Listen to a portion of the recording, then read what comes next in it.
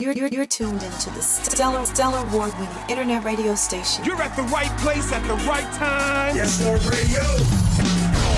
Hold up. Wait just a minute. It's Roz on your radio. Keep it locked right here. Showcase, fellowship, inspire. Showcase. Hey, it's Roz on the radio. Showcase, fellowship, inspire. Yes, Lord. Radio. Now it's time for another Yes Lord Radio exclusive. Hey everybody, it's Roz on the radio, and you're listening to another YLR exclusive. My guest today is Sunday Best runner-up, singer Alexis Spight. Thanks so much for joining us today. Thank you so much for having me. Now, we all, of course, know you now as the girl with the red hair who can sing. Yes. I remember you saying that several times. But you've truly become so much more than that, just watching you from the auditions to the season's finale. First of all, what led you to audition for Sunday Best?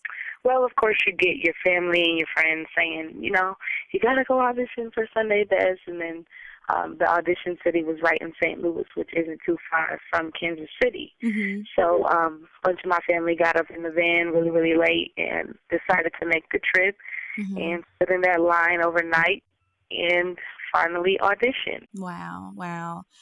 Did you have any fears or anxieties or doubts about making it to the audition? Oh, definitely. I was a little hesitant about auditioning because, well, at least more so than I was about auditioning for something secular like an American Idol or X Factor, because it's no joke. I know it's no joke when you're going up against church singers, gospel singers. It's a big difference in the secular world when people just sing, you know, just to sing. Right. But it's something about being born and raised singing in church. Yeah. And I knew that's what I would be up against. So, of course, that anxiety and all of that stuff came and kicked in. But I persevered, and I just trusted God with the gift that He instilled in me, just believing that if nothing came out of this, I will be exposed to a large platform that will, you know, perhaps be able to put me in a position where I will be able to minister to people all over the world. And I'm just so grateful for that opportunity and me being able to have the courage to seize that opportunity. Right. That's wonderful. Now, of course, we were all on the edge of our seats trying to find out who would be crowned the winner. And at the same time, I was kind of hoping that Kirk would say, well, we have 2 Sunday Best winners this year. But that didn't happen for me and for a lot of people. But share with us what this entire experience has been like for you. This experience has been amazing. From the judges to the contestants, forming a really family-like relationship with all of the contestants, and even the BET staff. It's just been amazing. I've learned so much. I've overcame various challenges within myself, in my own insecurities within myself. I've learned to be courageous and to take chances and to be confident in who I am and the God in me. So, you know, I've learned so much, and it's just been an awesome experience. I wouldn't trade it for anything in the world. What was it like being on stage next to Kirk Franklin? It was great. It was really cool finding out we were the same height when I don't have heels on. I love it. But it was awesome. He's very down to earth, and he's a really, really great person. It was surreal, very surreal, because this is somebody who I grew up listening to and you know, watching every season on Sunday Best, praying to turn 18 so I can go ahead and audition. Wow. So it was amazing. It was amazing. Very surreal, but amazing. Wow. What were some of your most memorable behind the stage moments? Some of my most memorable behind the stage moments. I would definitely say the jokes and the fun that we had with the contestants, just talking about everything, especially with the clown Ashford, who is hilarious, who had us dying the entire time. And even some of the interactions that I was privileged to have with some of the artists who came onto the show, like the Clark sisters and Kiera, just getting a chance to talk to them and having them you know, give us some words of wisdom and just stuff like that, just the little things. Definitely was very memorable. The whole experience was memorable. but especially things like that. Now, we also had an opportunity to just watch some snippets from Kim Burrell and each of the contestants during your pre-performances, your practices. What was that like, being in a practice and getting such mentorship from her? It was really an honor. It really was. Kim Burrell is my favorite gospel singer in the world. So for years, I've looked up to her and admired her. And to be mentored by her was extremely, extremely just awesome. I really felt privileged. I really did. And she's no joke. Don't get me wrong. It wasn't peaches and cream. You know, it was some days when I wanted to go home and just cry. Yeah. Because I was like, oh, can I get it right? But, you know, I need stuff like that. I need somebody to be straightforward with me and give it to me how it is so that I can know what I need to work on. I don't need somebody to tell me, oh, you're a beast and all of that all the time, because at the same time I want to keep my head level. Right. And a lot of the show was indeed a learning process, and she was definitely a big part of that. I definitely learned a lot from her. So it was really, really humbling and just really, really great. It was a great experience. Wonderful. Now, was this your first time being on a stage at this level, performing in the midst of this many people? Yes, ma'am. Definitely.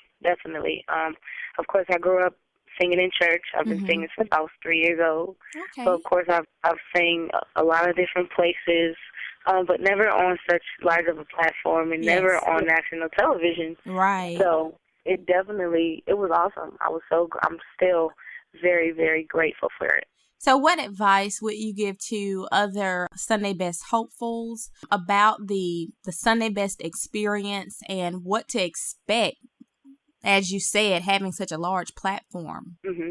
I would definitely tell them our theme this year was no fear, all faith. And I would definitely promote those words to them and remind them that God has not given us a spirit of fear, but of power, love, and a sound mind, and that, you know, just go forth in whatever you believe that God is giving you to do.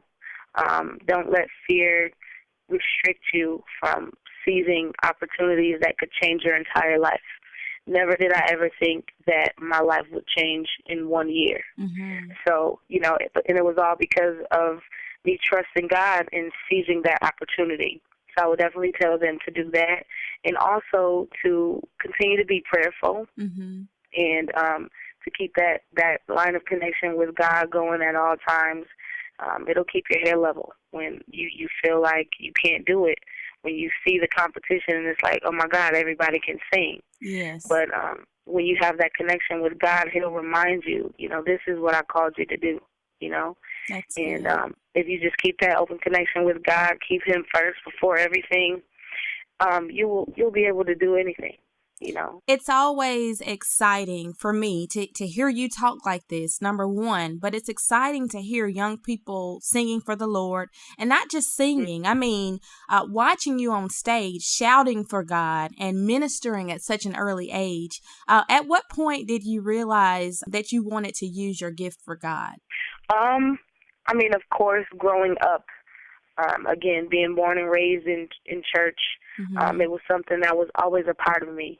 So, you know, even the Bible says, train up a child in the way that it should go, and then when it's old, it won't depart. And I believe that with all of the tutelage and the mentorship of my parents instilling Christ in me at an early age is something that I just couldn't stray from, no matter what I came into contact with, be it the parties growing up as a teenager. You know, you're in high school, you want to go to parties, your friends are going to parties and different things like that, and going to church and singing about Jesus is not cool. Yeah. But when you're raised and you have that instilled in you, it's something that you can't get away from. It's something you can't shake. Your mind will always go back to, well, what was I raised, you know, believing, and what was I taught growing up? Was this the way? Or is Jesus supposed to be, you know, the head of my life? So it would always bring me back to that, and that place is where I found God really for myself. You know, when you grow up and that's being constantly poured into you, eventually, again, it's not going to leave you. So it'll lead you to find God for yourself and want to know God for yourself. So at that point, it was like, man, I can't get away from it. And then also encountering your own adversities and your own trials in your life, it prompts you to want to have that relationship with God. It's like, okay, when my friends weren't there, when I couldn't do stuff and everything, and I felt like I was going to go crazy, when I was homeless, when I felt like I was too different to be accepted, who was there? It was nobody but Jesus, like the first song I sang, you know. It was nobody but Jesus, and that's what makes me feel, again, as I said on the show, obligated to sing for him, obligated to live for him. Oh, that's so, you know, at that point, it was like, I don't have a choice but to sing for God. So have you ever faced opposition from people your age? You know, has it been difficult or challenging to serve God as a young person, maybe whether dealing with peer pressure or people asking you to, you know, do something or go somewhere? Can you share with us if there have been those struggles? And if so, you know, how did you overcome those?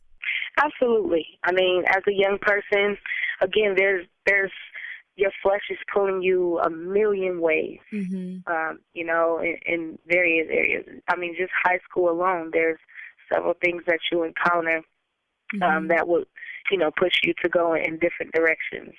But again, what kept my mind focused on God was my own experiences, my own different trials, which prompted me to say, okay, when y'all go away and y'all partying and y'all drunk, you know, and I just so happen to be with y'all and I don't get caught, who saved me? Yeah. You know what I mean? Yeah. Jesus did. So, you know, that's what kind of prompts me to just, you know, stay focused. And also, you know, I constantly remind people, you don't have to be super deep to be saved. You don't have to, you know, just be the norm to be saved. You can be different. You can be unique. You know, God created everybody differently and uniquely for one purpose, and that is to serve him. But you don't have to be the same as everybody else. And I think so many times young people just see what looks traditional and they get bored with it. Yeah. But I found a way to make being saved look cool, and that is to be myself. So that's what wonderful. I prompt everybody to do, and that is just be yourself. You can still be saved. You can still love God and be yourself. Well, I think that's wonderful because, like I say, you don't know who you're helping to save right now through your words. But it's so powerful to hear a young person speak at this level of experience with Christ. That's amazing. Tell us, what can we expect from you next? Because I know you're going to be around for such a long time, but what do you have going on now? Well, I receive every bit of that. But definitely look for a project coming from me very, very soon. I have a tour coming up in this month. It's in Florida. Wonderful. And so Florida area, Miami, Tampa, Orlando, look for me there.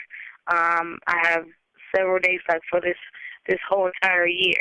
So I'm gonna be a little bit of everywhere, and I definitely will keep you updated on Twitter and Facebook and all of that good stuff. Wonderful. So before we get out of here, what I always do all the time, Alexis, is I want people to connect with us. Let us know what you think by visiting us on the YLR Shout Box. You can also visit us on our Yes Lord Radio Facebook page, and we're on Twitter.